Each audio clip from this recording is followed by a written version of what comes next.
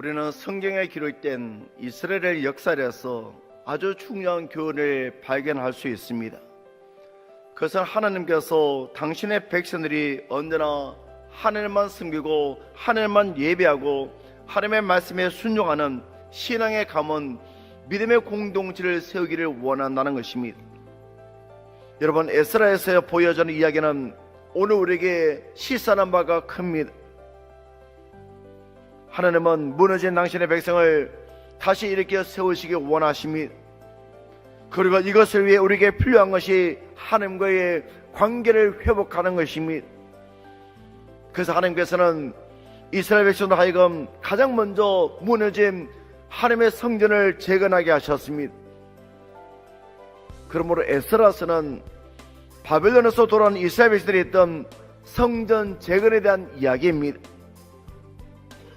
만약 여러분들이 고국을 떠나 70년 만에 돌아왔다면 제일 먼저 무엇을 하겠습니까?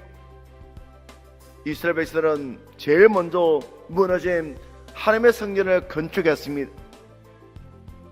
그들은 자신들이 왜 바벨론에 의해 멸망하고 바벨론으로 포로로 끌려가 고난의 세월을 보낸지를 생각했습니다. 그리고 그 원인이 하나님과의 관계가 깨어지기 때문인 것을 알았습니다. 자신의 멸망이 단순히 군사력이 약하고 정치적으로 무능해서가 아니라 그들의 죄에 대한 하나님의 심판인 것을 알았습니다. 그러므로 그들은 역사적 선언과 비극을 통해 자신들이 다시 하나님께로 돌아와 순종하면 하나님께서 그들을 다시 구원해 줄 것이라 확신했습니다. 그 확신의 근거가 하나님의 성전이었습니다. 성전은 그들에게 있어서 하나님께서 살아계시고 그들과 함께 하시다는 임재의 상징이었습니다. 그러므로 그들은 하나님의 성전을 재건함으로 하나님의 백성으로서 자신들의 정체성을 확립하고 하나님과의 바른 관계를 세우려고 했습니다. 여러분, 우리도 마찬가지입니다. 우리가 믿음의 가문, 신앙의 공동체를 세우기 위해 먼저 할 일은 하나님과의 관계를 점검해야 합니다. 이것이 우선순위입니다. 다음으로 믿음의 가문, 신앙의 공동체가 바로 세워지기 위해서는 믿음의 순결, 신앙의 순결이 있어야 합니다. 이스라엘 백성들이 하나님의 성전을 재건하고 나서 보니 그들에게 순결에 대한 심각한 문제가 있었습니다. 이방인과 결혼하고 그 영향으로 하나님을 떠나 우상 숭배에 빠지고 말았습니다. 결국 그들의 정체성이 무너졌습니다. 에스라는 이러한 이스라엘 가정의 위기가 고 이스라엘 민족 공동체의 위기로 생각했습니다. 그래서 에스라는 자기 동족이 범한 죄를 자신의 죄를 여기고 하나님 전에 나와 엎드려 울며 자복하며 통회했습니다.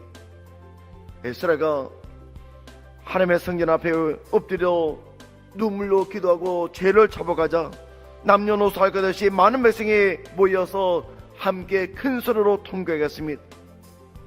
그리고 그들의 회개는 3절에서 그들의 의지로 나타나고 있습니다. 곧 내 주의 교훈을 따르며 우리 하나님의 명령을 떨며 준행하는 자의 가르침을 따라 이 모든 아내와 그들의 소생을 다 내보내기로 우리 하나님과 언약을 세우고 율법대로 행할 것이라.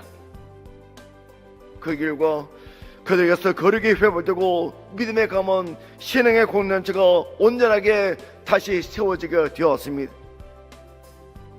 여러분, 하나님은 당신의 자녀들이 세상 속에서 하나님의 자녀로 살아가기를 원하십니다.